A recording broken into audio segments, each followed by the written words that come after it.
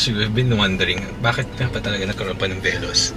It came from yung line ng Avanza, Gen 1, Gen 2, and then suddenly, yung top of the line ni Avanza, naging Veloz siya. Then eventually, si Veloz, naging sariling line na siya nung sasakyan. So, Avanza is considered na MPV, multi-purpose na vehicle, and then suddenly, Veloz. And then if you check the Toyota website, it's considered na SUV. But I think proper yata is ano siya, compact na SUV. From what we know, from what we've noticed, naging Veloz siya kasi sa sobrang dami niyang features na sinaksak dito sa sasakyan na to, it had to be a class on its own. Kaya siguro siya naging Veloz na on its own. So far, pagkaupo ko pa lang, pansin ko na talaga yung technology na nandito na siya. Unlike si Avanza na nag-start siya before as parang taxi car replacement na talagang mano-mano lahat. From the doors, yung windows niya, manual window, ganyan. Manual siya, ganyan. Parang kumbaga talagang it's a basic car through and through. That was before lumabas yung mga Wigo-Wigo pa. At that time rin, nawala na yung Tamaraw FX. So parang ang sabi ng mga tao, si Avanza yung papalit sa Tamaraw FX. But it's too small for an FX. Pero ano siya, very MPV nga siya. So mataas yung likod, malaki yung cargo, so you can put anything compared sa Vios lang ng time na yun. And then moving forward, this is a third generation again. Avanza, naging yung top of the line niya, si Veloz. And si Veloz naging entirely different creature na siya. Okay, so we'll go from left to right, at least my left to right. So from the left, una, ayan, plastic sound.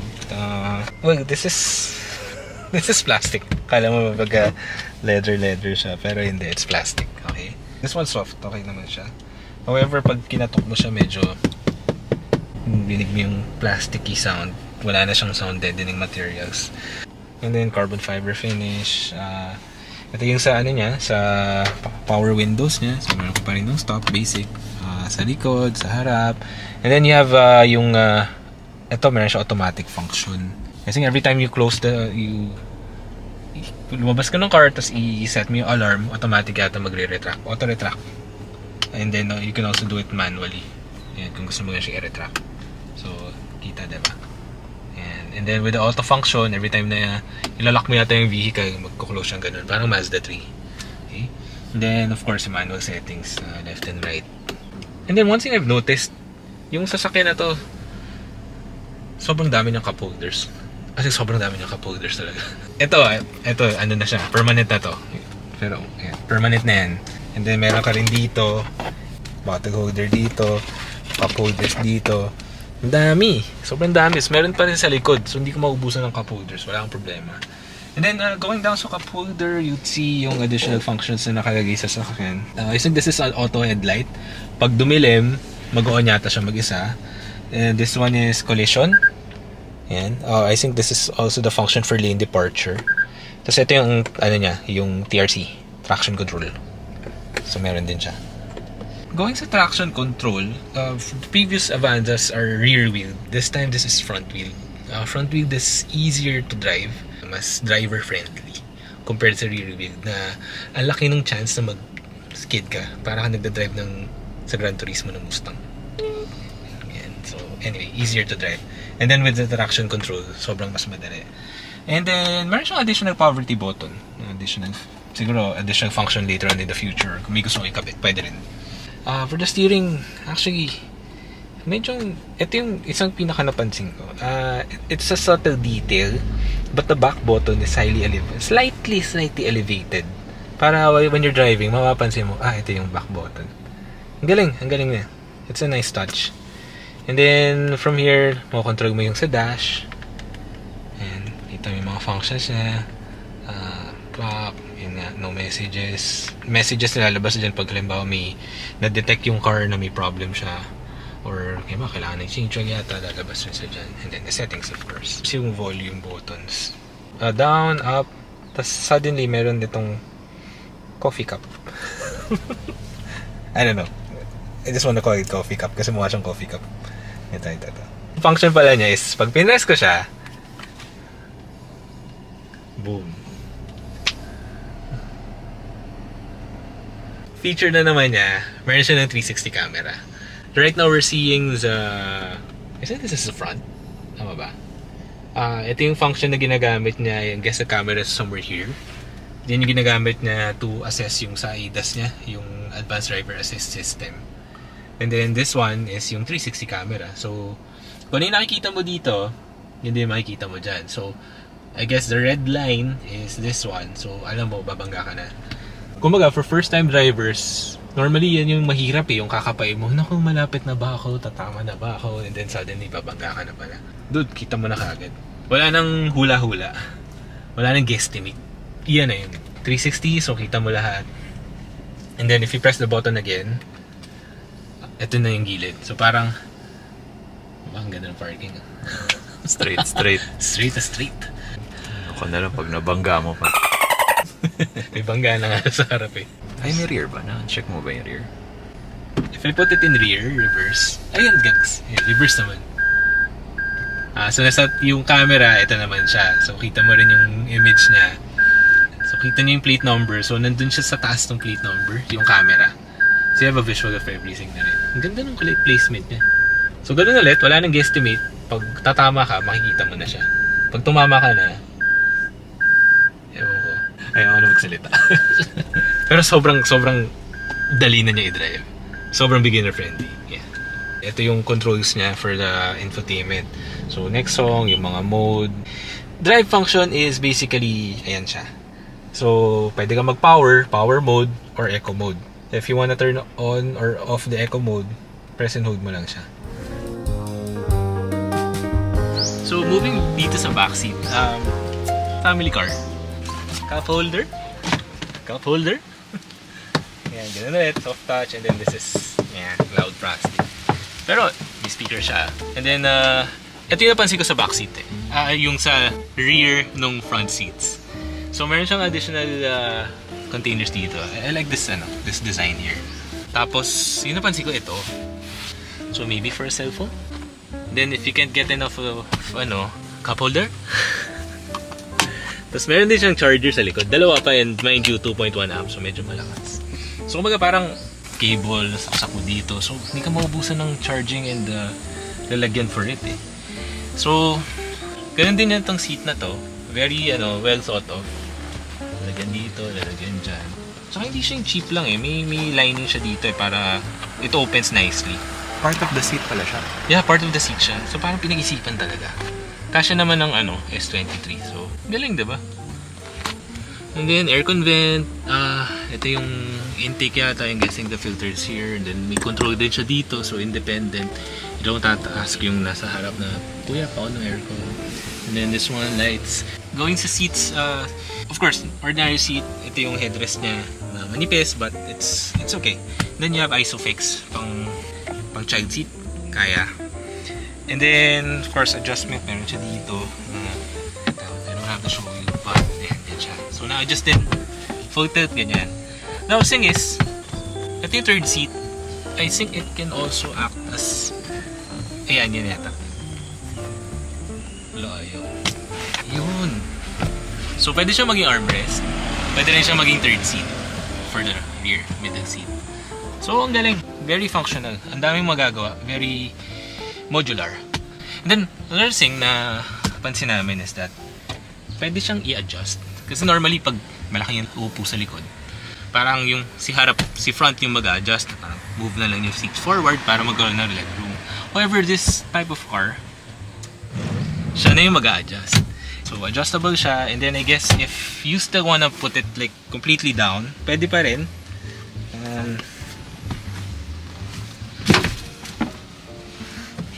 Boom. So fully flat na siya. So again, dahil mo na namang space. And then, syempre bago eh. 500 kilometers pa lang. This is a rear seat. So pwede mo siyang itaas. And then, kaya siya sinatawag na kaya niya nung 7 packs. 7 passengers kaya, or maybe 8 or 9, depende. Pero may backseat pa yan. But right now, since ang daming laman sa likod, so nakababa na lang siya. Nice, di ba? So, Ayaw namin gawin kasi nakakatamad. Pero, iyan siya. Kaya pala siyang ganyan. So, the rest, everything's flat. So, pwede nga talagang kama. Or flat plate, I don't know. Or kung ano man naisip nyo, yun na siguro yun. Vietnam yata to, no? Okay, so Well, imagine nyo na lang. Imagine nyo na lang. Pero ito kasi makapal yung tin, so... Cut.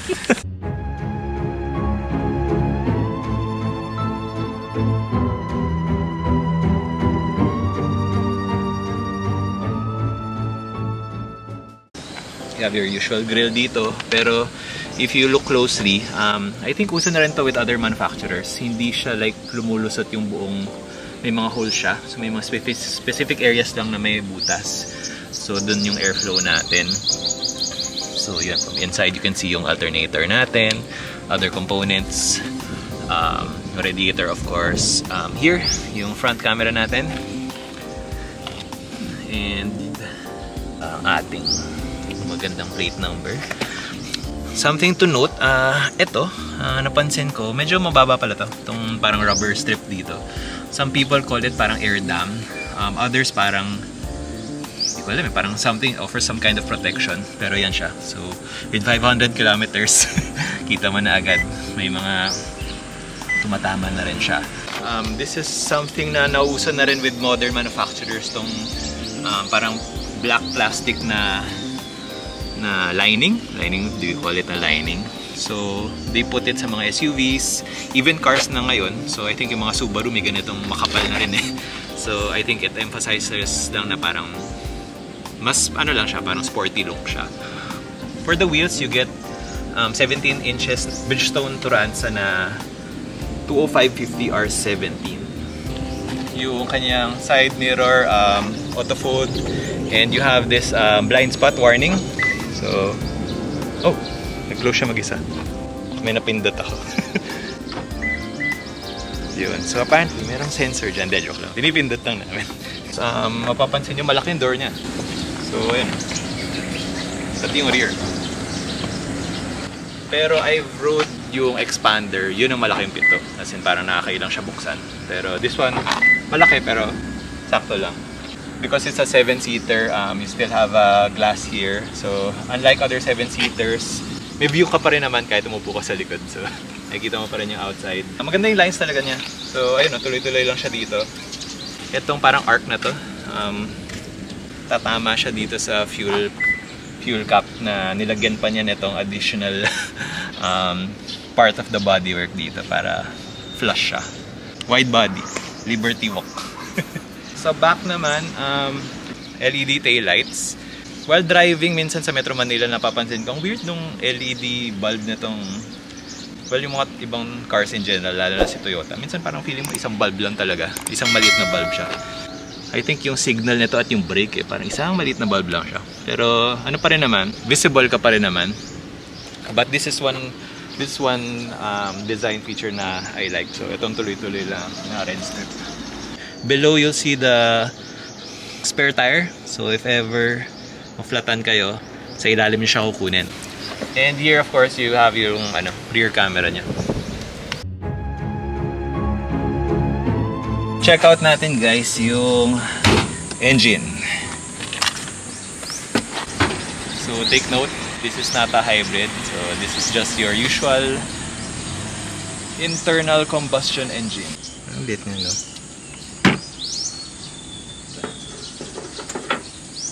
Surprisingly, ang daming room pala. So you actually see the whole floor dito. Kita mo na yung road. This is yung double overhead cam niya. 1.5 liter. Sobrang linis pa niya. You have your battery here. Yun, sobrang luwag niya. Sobrang luwag ng engine layout. Engine swap sa future.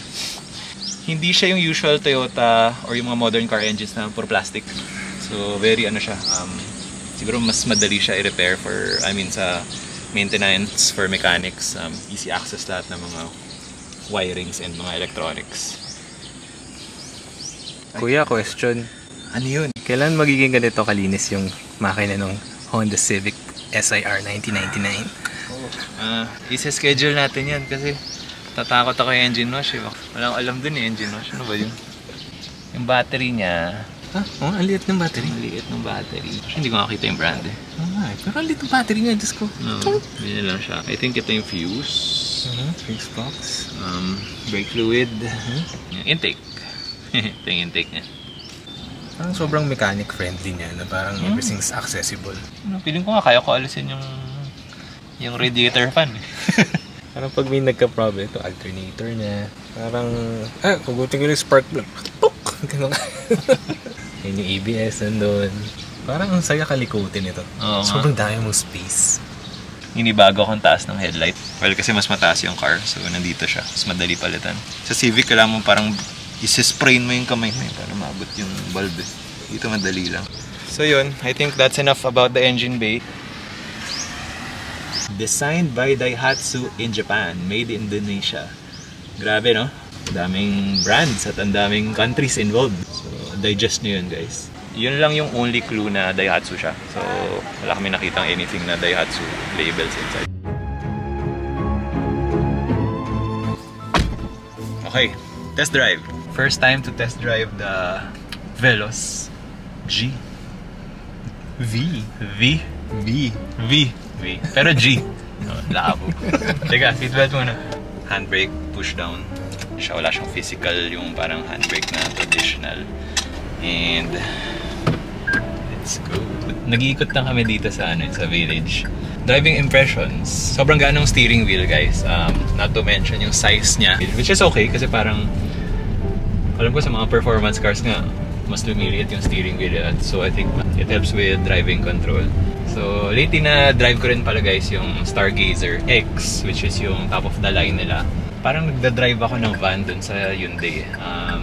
Ito mas parang SUV yung feel. I think it's because yung hood niya mas malayo. Mas kita mo siya versus the Hyundai na parang bagsak siyang ganun. So alam mo yun, very Starex. Yung power steering niya helps a lot kasi hindi ko alam yung actual specs nung weight niya, but obviously mabigat to. Pero with the steering, para siyang kaya mo i-drive using just your pinky actually. Sige nga. Ayun o, pinky o. Tama bangga ka na. Spray na yung pinky ko. So yun, passenger princess ako. Siguro gusto ko lang idagdag rin. At least with the Toyota Veloz. Wala kang problema sa parts eh. Although this is yung engine mo is manufactured by Toyota. So, parts are readily available. Marami kang makukuha ng parts. Marami pwede mag-ayos. And then, if you've seen the engine bay, parang, yung sobrang easily accessible lahat. So, imagine yung repair mo is sobrang bilis lang compared sa mga other vehicles. Like, yung tago lahat. So, dahil pang kailangan tanggalin to gain access to this part, to that. Now, additional info is, again, some parts here are manufactured in Indonesia. Like for example, I think yung taillights niya, AGI yung brand. So, they're very much capable of manufacturing their own parts. So, madali rin siya makuhanan just in case. Now, compared with other vehicle manufacturers, especially from the ones from China, China yan. But the thing is with China market is, gawa sila ng bago eh. So, in terms of long-term plans sa parts, parang kahirapan yata yun. Kasi we've seen it before, like with the Cherry QQ. Ang daming binili, ang daming ginagamit, ang daming tumatakbo. And then eventually, parang in a span of what? Like 3 years? Ubus na. Kasi si Cherry QQ, nag-stop manufacturing kagad, hindi rin siya nag-manufacture ng maraming parts. So, mabilis yung run nila, production run. Unlike if you get cars like from Daihatsu or Toyota, yung parts run yan is sobrang years and years and years and years. I mean, just imagine yung Honda Civic SIR. Up until now, nagpo-produce pa rin sa ganung parts. Kasi, marami siyang kaparehong parts from other vehicles in that line. With even other brands like si Toyota, si Honda.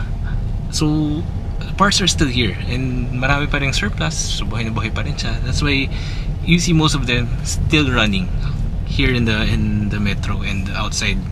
So, it goes with Toyota rin, yung mga small body, big body, dami ko pa rin nakikitang tumatakbo. I think yun talagang panalo, yung ecosystem ng parts with cars, with getting cars from mga big brands like Toyota and Honda and Mazda, mga ganyan.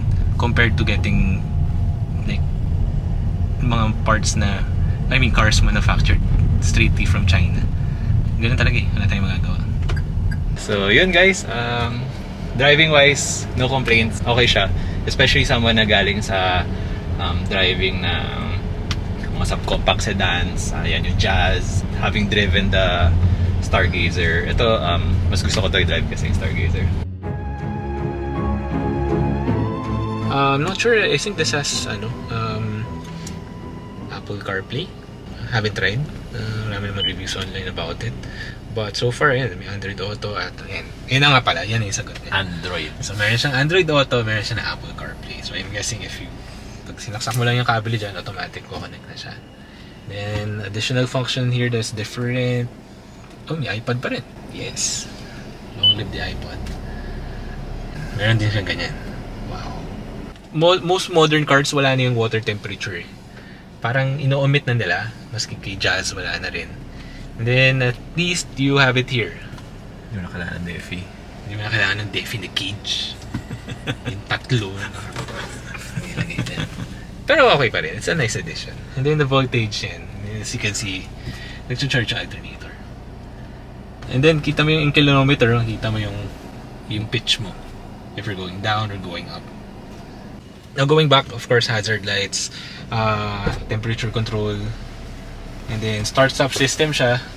And then ito yung seatbelt, pag walang naka-seatbelt, nag-ilaw siya. Then of course shifter. Ito meron siya ng ambient lighting na blue. Ito, wireless charging niya. So ito pala guys, yung charger niya pang Samsung Note talaga. Ayun. With case. With S23. case. S23. Swak na swak siya. So kung iPhone gamit niyo, medyo out of place kayo dito sa Veloz. Question, worth it ba siya sa price na 1.2 million? Well, may mga nag-inflation na rin kasi. Siyempre, mga batang 90s kami. Mahal yung 1M. Para sa amin, OA yung 1M. Pero right now, 2024, I think okay naman. Tama naman. I think it's just right for its money. Right for its price. Parang features-wise, what you get, ano? You get what you pay for. Atong functions nandiyan siya eh. Equivalent siya ng mga BM and then yung mga Mazda 3. So I think sulit naman siya. I mean, if we're given a choice between a Chinese car na puro ganyan yung features, like halimbawa, ito may wireless charging, ganyan-ganyan. I get this car because may wireless charging versus a car like this. I'd get this in a heartbeat kasi it's taga Toyota.